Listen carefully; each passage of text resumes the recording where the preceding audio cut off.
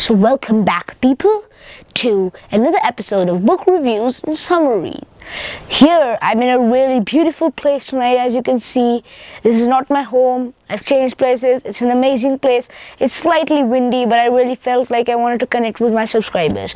So guys, today I wanted to step back a little and go straight towards our Indian writers.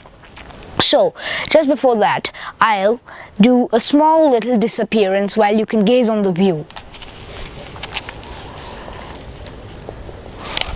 Alright, that's it.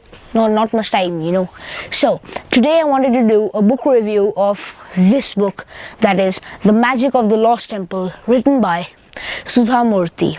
So it's an amazing book. Okay, Sudha Murty writes more about Indian culture and tradition in her books, and she really captivates the minds. Oh, and it's not only for Indians, I can tell you, it's for the entire world. So please, guys, it's an amazing book. Anyway, so Sudha Murty is an amazing writer, flawless writer, amazing stories. I don't know how she comes up with them, but she does. Okay, she has amazing stories. She elaborates the stories in such a way that you could never even think, and she changes the entire twist of the story. She keeps you intrigued and gripped. So today I wanted to do a book review of this book, that is The Magic of the Lost Temple. In this book there's a young girl, Nooni. Actually, she has a pretty long name, so I'll just call her Nooni, because in the book also they've called her Nooni. She lives with her mother and father. So every time for vacations, she goes to, places like a camp, or she attends training camps or stuff like that. She has gotten bored of all of this and she wants something new. This year, her mother had to go on some important task to Delhi.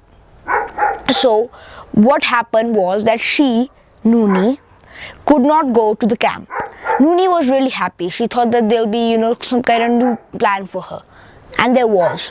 Her father and mother decided to send her to her grandparents' home in the village, where her father had grown up.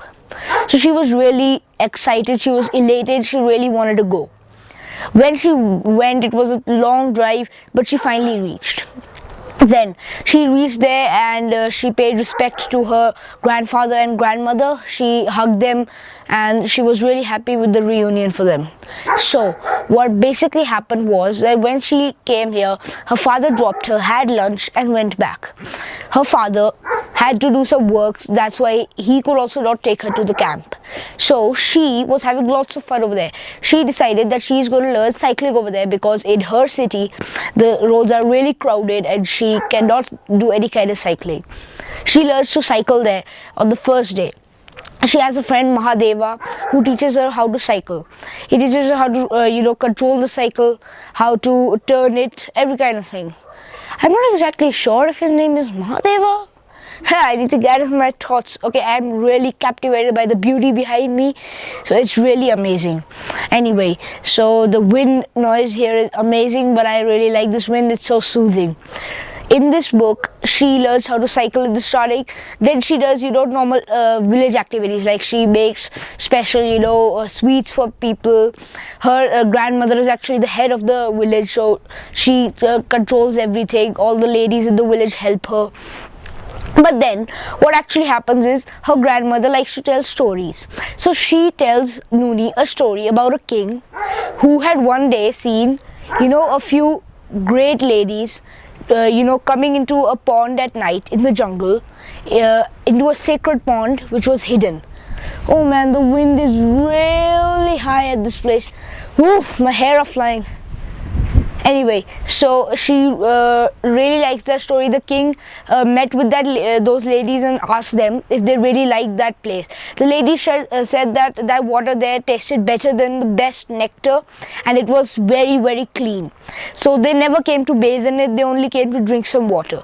So they told the king that the well can be opened for his citizens at any time, but they will not bathe in it or try to take or pollute the water, and at a specific day when they have to come to have fun there, they can come. So the king agreed.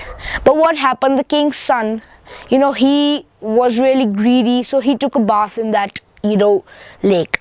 That's one side of the story, and there are other sides of the story as well. The story which her grandmother told, because her grandfather had also elaborated that story. Oh, come on, dog, be quiet.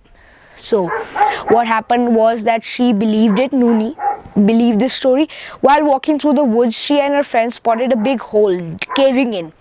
She went in and she saw that there were lots of ruined places and beautiful architecture, marvelous structures and all that. She really loved it.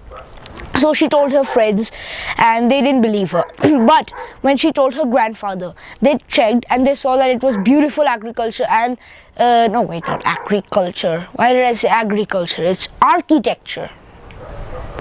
Oh, that was so embarrassing.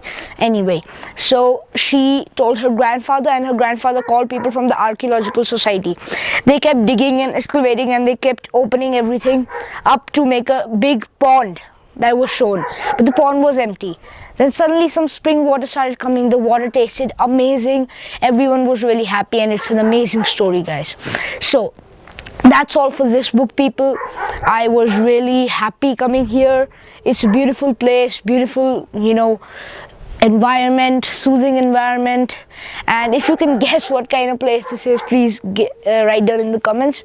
So let's see you next time, guys, on another episode of book reviews and summaries. Why did I say it like that? See you guys. Beautiful view.